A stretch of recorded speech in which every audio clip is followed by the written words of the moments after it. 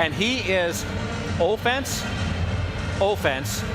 and maybe looks at his blue line and then goes offense. You know, they could have a mini Erik Karlsson on their hands. Arguably the most dynamic player, not just defenseman, but player in the draft. This guy can do wonders when he has the puck on his stick. A lot of comparisons to Erik Karlsson. In one way or another, you're getting a godlike comparison. Handled the puck, shot the puck, and I called my 2 assistants and I said, we have Erik Karlsson coming to our team. The next coming of Erik Karlsson, the most dynamic player in the draft, complete and utter domination of his league. So why? How possibly did 3 players get drafted ahead of Cale Makar? Holy jumping, he's good. Born and raised in Calgary, Alberta, Cale grew up in the typical Canadian fashion, a hockey family with a stick in his hands before he can even walk. And alongside of his father Gary's love for hockey, Cale quickly became passionate about the game. And growing up in Calgary, it came at the right time, as he got to watch the Flames dominate the West, with Jarome Iginla leading the charge, who just so happened to be Makar's favorite player growing up. And even though Makar grew up living and breathing hockey, his rise to stardom by no means was a straight trajectory. In fact, it was a very bumpy road. To start, Makar had a very late growth spurt. So even though he's currently sitting around 6 feet, he spent the majority of his minor career as an undersized puck-moving defenseman. So combine this with the fact he wasn't the most dominant minor defenseman, he almost went undrafted entirely in the WHL Bantam draft, as he got drafted in the 8th round, 164th overall. So even though Makar wasn't dominating the score sheet, he was, however, dominating the transition game, as Makar has always been head and shoulders above the competition in terms of his elite edgework and just skating.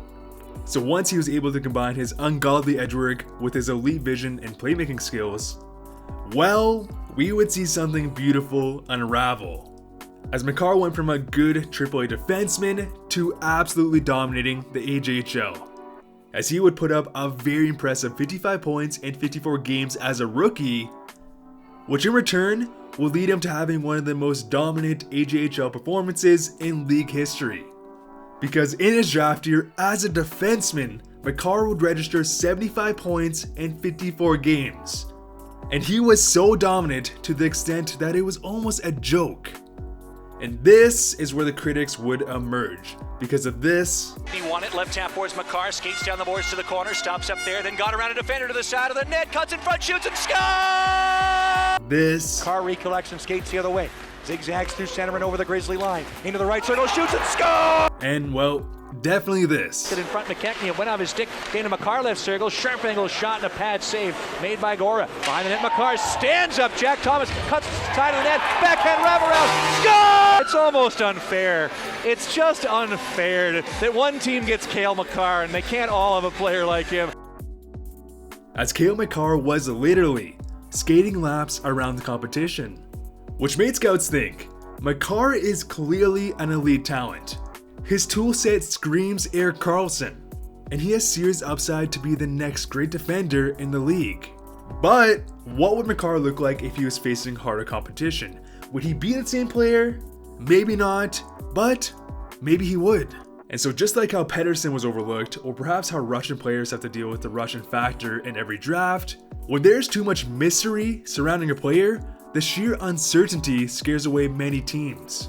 And so Makar would go from probably the guaranteed #1 pick in this draft to number 4, where the Colorado Avalanche would be gifted their new franchise defenseman. So flash forward to the 2017-2018 season. Cale Makar is a proud new member of the UMass Hockey Club. And Makar would have a tremendous time in Burgundy, as he walked in and he was a star from day one, as he registered 21 points in 34 games and led Team Canada to a gold medal finish in the World Juniors, as Makar would dominate the tournament with 8 points in 7 games. And the next season, Colorado would be very smart with his development. Yes, he probably could make the roster and be an impact player, but Cale was developing extremely well in the NCAA system, which boded extremely well for his physicality, which was the only worry regarding his game. So fast forward to the 2018-2019 season.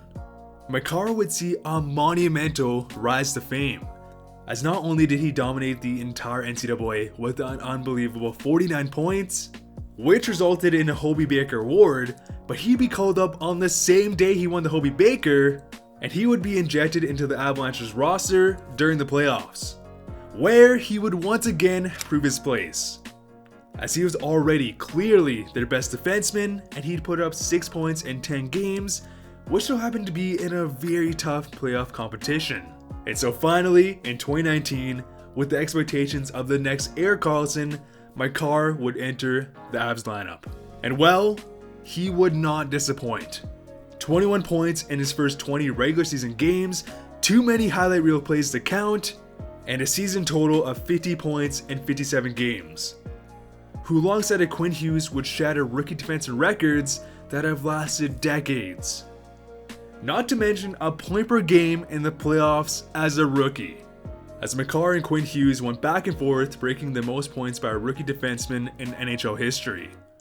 And with the game shifting towards those elite puck-moving defensemen, it is safe to say that Cale is the new prototypical mold that every single team in the entire NHL will be on the search for, as Cale has single-handedly transformed the entire dynamic of an already extremely lethal Avalanche team. And alongside of Nathan MacKinnon, Rantanen, Landeskog, and his future D partner in Bowen Byram, Colorado is going to be an extremely scary team. So who got selected ahead of Cale Makar and why? Well, the 2017 NHL draft was just weird. It was well known that Nikko Hisher and Nolan Patrick were going to be number 1 and number 2, but after that, nobody had a clue. Because basically picks 3 to 15, we could have seen in any order.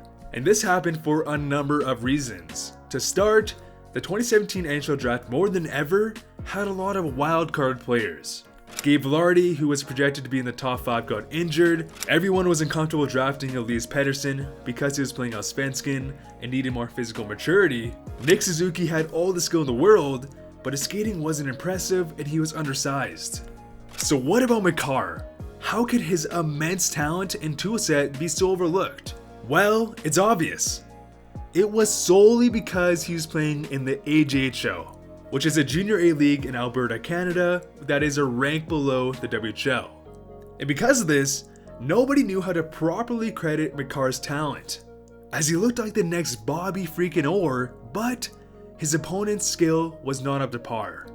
So even though Makar showed all indications of a superstar, many scouts discredited Makar because of the league he played in, as many had him in the 10 to 15 range, and some scouts even had him around 20, which is insane.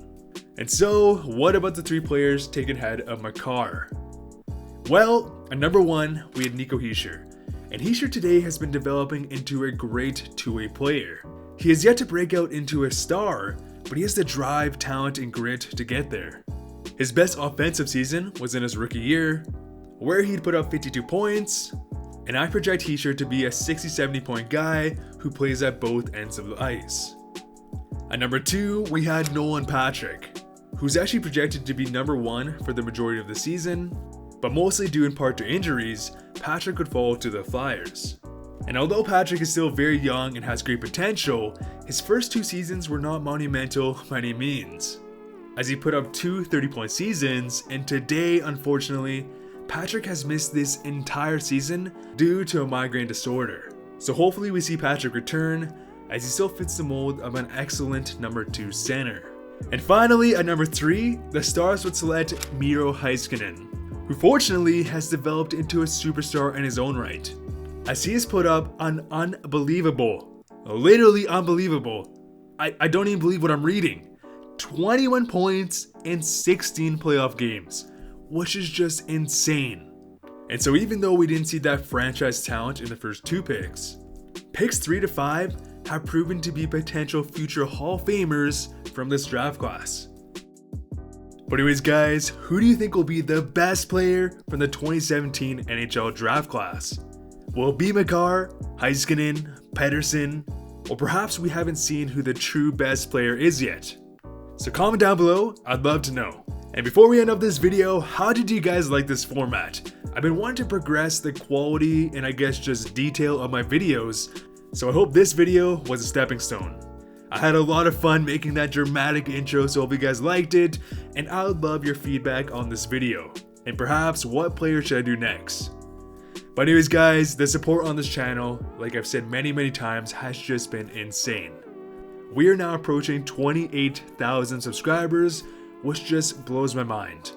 My new goal for 2020 is 40,000, which just sounds like too much, and I think it's going to be a very tough goal, so I guess we'll see if we can grind it out and do it, but I think we can, if I just keep going, keep pushing, keep staying on the grind.